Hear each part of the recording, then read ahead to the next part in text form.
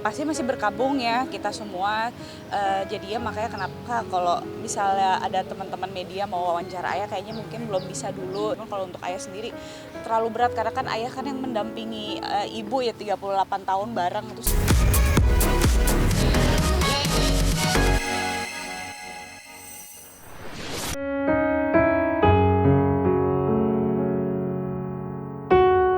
7 hari kepergian Marissa Haque, Ikang Fauzi masih syok dan belum bisa menerima kepergian istri tercinta hingga banyak orang bersaksi kebaikan Marissa Haque semasa hidup.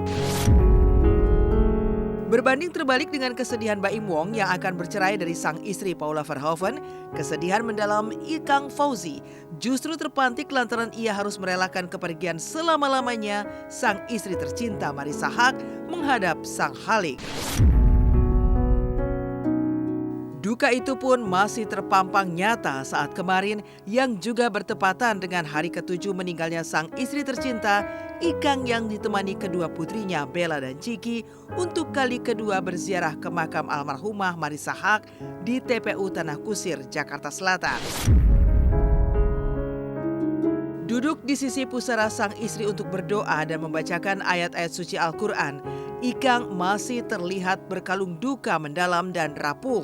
Selepas itu, rocker pelantun tembang salam terakhir tersebut terus menatap dengan nanar pusara sang istri tercinta. Dan saat hendak pulang, Ikang, Bella, dan Chiki juga terlihat meluapkan rindu mereka dengan berkali-kali mengusap nisan dan menciumnya. Kondisi sang ayah yang masih terus berkalung duka dibenarkan oleh Bella dan Chiki karena Ikang belum mau diwawancarai media lagi. Kedua kakak beradik itu juga tidak menampik jika ayah mereka memang sepertinya masih membutuhkan waktu yang cukup panjang untuk mengembalikan kondisinya dari terpaan duka hebat lantaran ditinggal secara mendadak dan selama-lamanya oleh sang belahan jiwa yang telah 38 tahun belakangan ini mewarnai kehidupannya.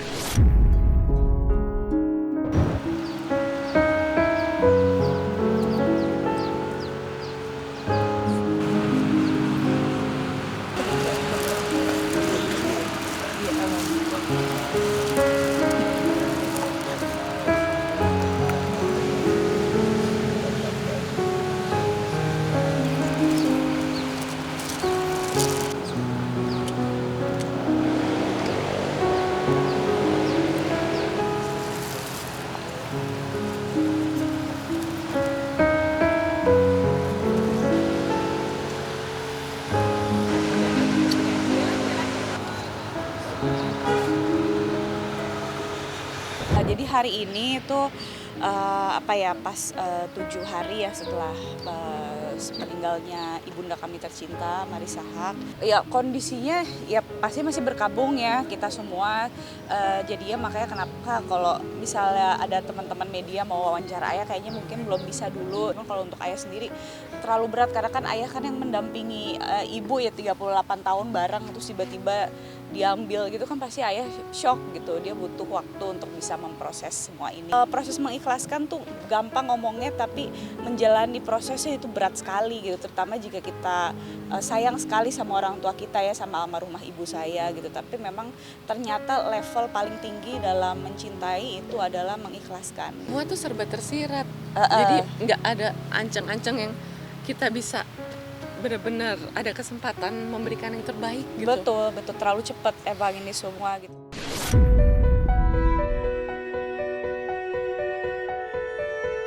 Selepas ziarah, malam harinya di rumah duka di kawasan Bintaro, Jakarta Selatan, digelar pengajian 7 harian meninggalnya almarhumah Marissa Haque.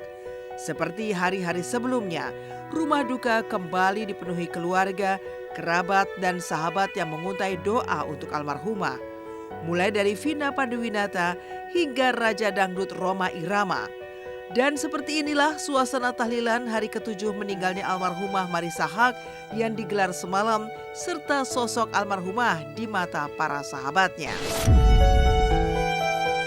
La ilaha illallah, la ilaha illallah, la ilaha illallah, la ilaha illallah. kejadian hari ini adalah hari ke-7 wafatnya kakak saya, ibunya Bella. Ya alhamdulillah banget banyak yang datang. Tadi ada Haji Rokai Rama, ya aku juga kaget tuh dia mau datang gitu. Banyak banget. Sahabat artis.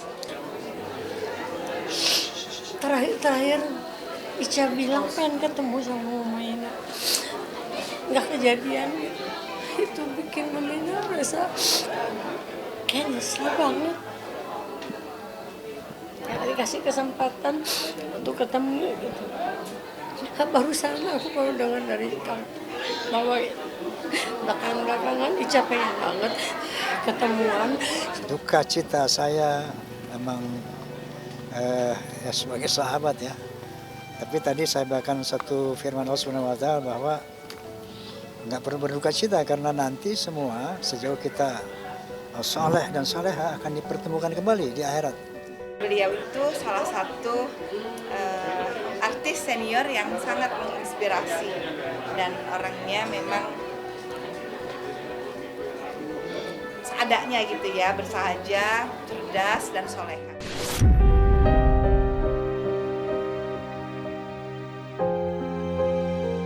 Menariknya, pasca berpulangnya aktris peraih Piala Citra di film Tinggal Landas Buat Kekasih itu, cerita kebaikan almarhumah Marissa Haque semasa hidupnya terus bermunculan dari orang-orang terdekatnya serta para pelaku usaha kecil yang pernah tersentuh kebaikan ibu dua anak ini. Kebaikan itu salah satunya diungkapkan oleh Jojo, asisten pribadi Ikang Fauzi. Ya, Jojo yang awal bekerja sebagai asisten pribadi Ikang hanya bermodalkan pendidikan SMA, kemudian diminta dan didukung sepenuhnya oleh almarhumah untuk kuliah lagi. Lantas, apa kenangan terakhir Jojo terhadap sang ibu bos? Dan bagaimana pula tanggapan Jojo melihat sang bos Ikang Fauzi begitu limbung saat ditinggal sang istri tercinta? Oh banyak sekali, ibu tuh ternyata banyak kebaikan-kebaikan yang kita juga baru tahu gitu. Kayak ibu suka traktir mahasiswa, itu kita baru tahu ya. Nggak ada yang tahu sama sekali karena emang ibu nggak suka cerita gitu. Cuma dia sering ngasih oleh-oleh kayak baju, terus tas buat orang-orang yang dia sayang gitu. Ternyata banyak banget kebaikan yang ibu lakukan pada saat masih hidup itu membekas di hati banyak orang gitu. Wah luar biasa itu, kebaikannya banyak banget dari mulai perhatiannya. Jangankan ke saya, ke keluarga saya aja semua dia mau kenal mau enggak dia baikin. Betul, apalagi soal perhatian ya luar biasa. Dari mulai pendidikan juga saya sampai disuruh kuliah lagi, ayolah kuliah lagi katanya biar lebih dihargai. Beberapa kali aku dikasih laptop, 4 kali, ingat banget aku tiba-tiba dikasih buat nyemangatin aku kuliah kan. Aku baru kali ini lihat Pak Ikang seperti itu. Aduh sangat kehilangan sekali.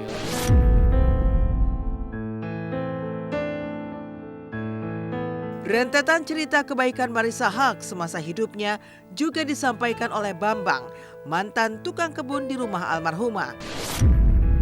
Sama seperti Jojo, Bambang pun diminta oleh almarhumah untuk kuliah lagi agar bisa menaikkan level kehidupannya.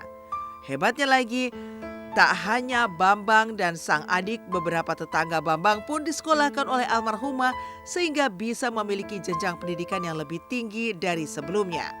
Lantas benarkah 2 minggu sebelum almarhumah berpulang, Bambang tiba-tiba didatangi almarhumah lewat mimpi? Dan apa pesan yang disampaikan almarhumah dalam mimpi itu? Sedih banget kalau ingat dia, bener.